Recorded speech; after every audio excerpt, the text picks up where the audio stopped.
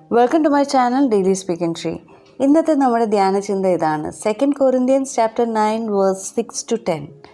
മുറുകെ പിടിച്ചിരിക്കുന്നവൻ്റെ കയ്യിലേക്ക് പുതിയതൊന്നും നൽകാൻ ദൈവത്തിന് പോലും കഴിയില്ല. നോമ്പുകാലം എന്നത് മുഷ്ടി ചുരുട്ടാനല്ല, നേരെ മറിച്ച് കൈകൾ തുറന്ന് വിതയ്ക്കാനുള്ള കാലമാണ്. നമ്മെ തന്നെ വിത്തായി മണ്ണിൽ എറിഞ്ഞു കൊടുക്കുമ്പോൾ മാത്രമാണ് ഉള്ളിലെ സ്വാർത്ഥതയുടെ തോട് പൊളിഞ്ഞ് പുതിയൊരു ജീവൻ മുള പൊട്ടുന്നത്. ഒന്നാമത്തെ ധ്യാനചിന്ത ഇതാണ്: ഏറെ വിതയ്ക്കുന്നവൻ ഏറെ കൊയ്യും. ഇത് വെറും ഒരു കണക്കല്ല. നമ്മുടെ ഉള്ളിലെ സ്നേഹം എത്രത്തോളം നാം പുറത്തൊഴുക്കുന്നുവോ, മറ്റുള്ളവരുമായി പങ്കുവെക്കുന്നുവോ, അത്രത്തോളം ദൈവികമായ ചൈതന്യം നമ്മുടെ ഉള്ളിലേക്ക് നിറയും എന്നതാണ് ആത്മീയ സത്യം. പലപ്പോഴും നമ്മൾ പകുതി മനസ്സോടെയാണ് നന്മ ചെയ്യുന്നത്. പക്ഷേ നോമ്പ് നമ്മെ പഠിപ്പിക്കുന്നത് പകുതിയാകാതെ പൂർണ്ണ സമർപ്പണത്തെക്കുറിച്ചാണ്. പിശുക്കോടെ സ്നേഹിക്കുന്നവർക്ക് ദൈവത്തിൻ്റെ സ്നേഹം അതിൻ്റെ പൂർണ്ണതയിൽ അനുഭവിക്കാൻ കഴിയില്ല. കാരണം അവരുടെ ഹൃദയവാതിലുകൾ പകുതി മാത്രമേ തുറന്നിട്ടുള്ളൂ. രണ്ടാമത്തെ ധ്യാനചിന്ത ഇതാണ്: സങ്കടത്തോടെയോ നിർബന്ധിതമായോ അരുത്.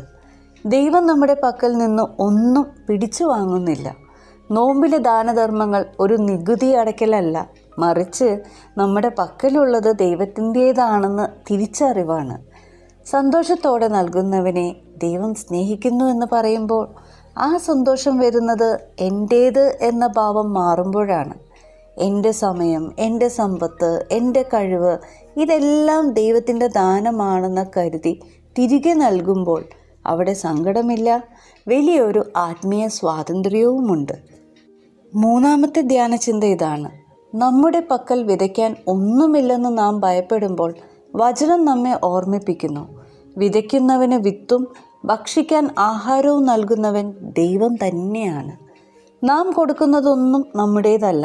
നാം വെറും വിതപ്പുകാർ മാത്രമാണ്. നാം നന്മ ചെയ്യുമ്പോൾ നമ്മുടെ കുറവുകളെ ദൈവം നിറവുകളാക്കി മാറ്റും.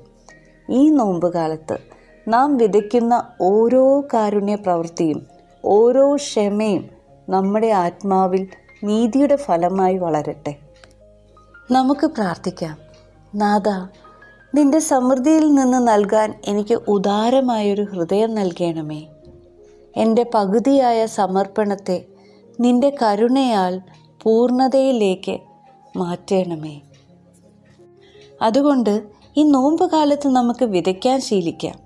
ഭൂമിയിലെ നമ്മുടെ വിത ഒരു പക്ഷെ കുറവായിരിക്കാം, പക്ഷേ നിത്യതയിലെ കൊയ്ത്ത് അതിസമൃദ്ധമായിരിക്കും.